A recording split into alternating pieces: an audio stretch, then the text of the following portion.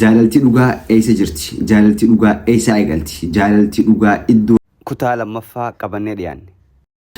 Ana Rabbi jaayyuu qoftu fayyinaari yoom miyyuun kopla guyyu feesee ajiyaa kubima bana yu subscribe bana jaarsu komando lenji mililik safu dagat subscribe guru akan dagan abo ni marate maaluma dawatati maka gowati akana malen be khaneer team guru dagan ak subscribe guru yirdiin yar obaleya khiya subscribe na goda khalas si gode karan jittu ni goda na gaafatu ni goda osnurra raajirtaniin sigale gaafanni nama dhugaatees jeena ta'uu hayyuu ta'uu beekaa ta'uusaa bakka itti hubattu bakka kana nama harree ta'uu bashoo ta'uu adurree ta'uu bakka kanatti amala isaa kan sirriisan attiin iddoon itti adda wal baafatan iddoo kanatti iddoo kana ammaas iddoon jireenya keessan kan sirriisan dhagaa buuraa kaayyachaa jirtan wanni hundinuu addunyaa kanarratti qabsoon malee wanni dhufaan jiru qabsoodhaan ala bilisummaan dhuftu addunyaa tanarra hin jirtu bakka toontun jireenya keessan kan fuulduraatiif bakka isin dhagaa buuraa kaayyachaa jirtaniin gaafa mircha qasqasaasan zimbiloodha gaafa mircha qasqasaasun jaalalaa miti amma kan jireenya keessan kan fuulduraatiif ilmaan keessan kan fuulduraatiif kan dhagaa buuraa kaayyachaa jirtan iddoo kanatti kanaafuu iddoo kanatti isinitti ulfaachuu mala isin dadhabsiisuu mala abdii isin murachiisuu mala isin ifachiisuu mala garuu obsi baay'ee barbaachisaa iddoo kana keessatti kan obsi nama barbaachisu waan ta'eef iddoo kana yoodhaanii fi isin walii obsitan yoo walii obsitan gara isteeppii sadaffaa waliin tartan isteeppiin sadaffaan respect time bakka jaamtu yeroo itti wal kabajan bakka jaamtu sababni isteeppii duraatti ati isa ifattee jirta inni siifatee wal qabdanii wal musholkumtanii wal cafeetanii wal rukuttanii manguddoo wal himattanii namni isin jiddu bahee bakka wal ifattanii wal dadhabdaniiti atis mee akkuma fadhaa ta'utti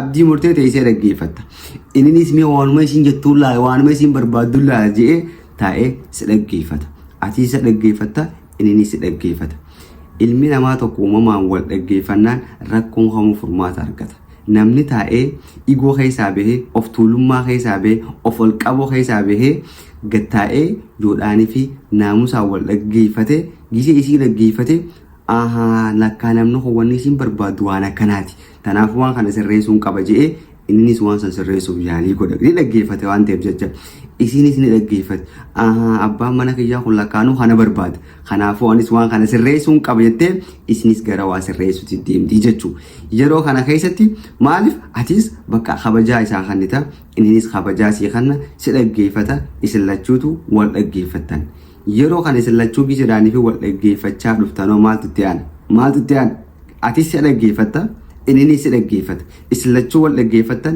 waliif hubattan yeroo wal dhaggeeffattanii walii hubattan neekstii maaltu itti aan isteeppii meeqaffaadha afuraffaa isteeppiin afuraffaan love time jaalalti dhugaa asirra jirti inninis kan fakkeessuun keessa hin jirre kan wanni takka keessa hin jirre jireenyaa fi nagayaa fi tasgabbii fi kabajaa amma isin gidduutti argame kan umrii dheereessuuf jecha si gammachiisuuf carraaqa yoodhaanii fi ati aarte yoodhaanii fi ati dallante iddoo takka ga'uu akka hin dandeenye waan barateef jecha dirqama si wajjiniin tabaabbaree si wajjin waliigalee jireenya isaa kana fufuun akka isa barbaachiftuuf yoo si wajjin waliigale iddoo guddaa akka gahuu danda'u waan amaneef jecha akkasumatti ammaas yoodhaanii fi gatteessanii rakkina keessan haasawaan akka furamuu danda'u waan arkeef jecha atis yoo aarte hagam takka riqatii akka deemuu dandeessu hagam takka fagaachuu akka dandeessu waan hubateef jecha atis akkasumatti inni yoo aare amalli isaa maal akka fakkaatu yoo aare hagam takka akka fagaachuu danda'u maal akka isa aarsu maal akka isa gaddisiisu maal akka isa gammachiisu inni maal akka jibbu barattee waan jirtuuf jecha jireenya kan kee keessa waan gootu keessatti of eeggannoon deemta. Saa'olala innis of eeggannoon deema.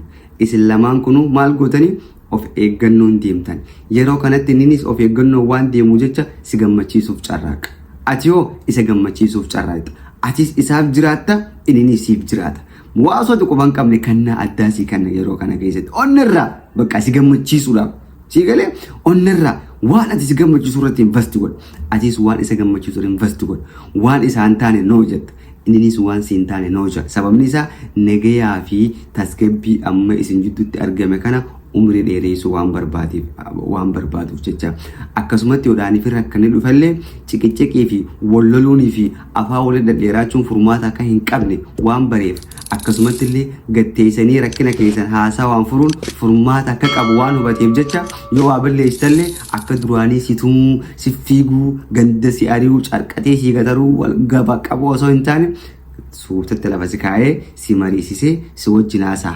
Sababni isaa wal dhaggeeffatanii naamusaan yaada ofii ibsachuun bilisaan ibsachuun hagam takkaan furmaata fidu waan argee jiruuf jecha tarkaanfii inni fudhatu si wajjin gattaa'ee mari'achuun.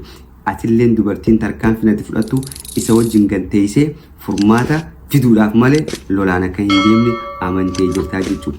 Yeroo kana keessa yeroo jaalalti dhugaa jirtu yeroodhaanii fi jaalalti dhugaa itti argamtu isteeppii kana keessatti.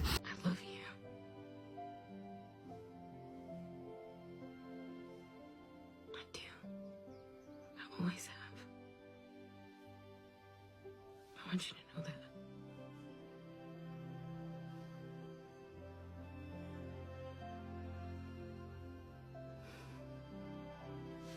I love you. Isteeppii kana warri jirtan na hubattan je'ee yaada. Isteeppii kana keessa warri jirtan yes dhugaa keessan akka isin jettan abdiin qaba. Isteeppiin kun isteeppii jaalalaati. Isteeppii ajaa'ibaati. Isteeppii jireenyi sitti si gammachiisudha. Isteeppii ilmaan keetilleen ittiin gammadanidha. Isteeppii fuulli keetilleen mogasii qabda bakka. Mogosii qabda ilmi dhiiraa ta'uu giseedhaanii fi akkasii manarraa gammadee manarraa nagee harkatee gabbee nama keessattillee kabajaa qaba. Mana keessattillee alattillee namni isa kabaja. Rispeektii qaba. Namallee dhaggeeffachuu danda'a. Namallee hubachuu danda'a. Hojiillee hojjechuu danda'a. Waan dhaabbatee fi waan qabata keessattillee mul'ata arga. Isteeppiin itti aanu isteeppii shanaffaa, isteeppii jaalalaa, isteeppii talikootii fi isteeppii kaayyooti. Kaayyoof jiraatan. Atis kaayyoof jiraata, innis kaayyoof jiraata. Atis talikoo qabda, innis talikoo qaba. Atis gahee mataa kee taphatta, innis gahee mataa isaa taphata.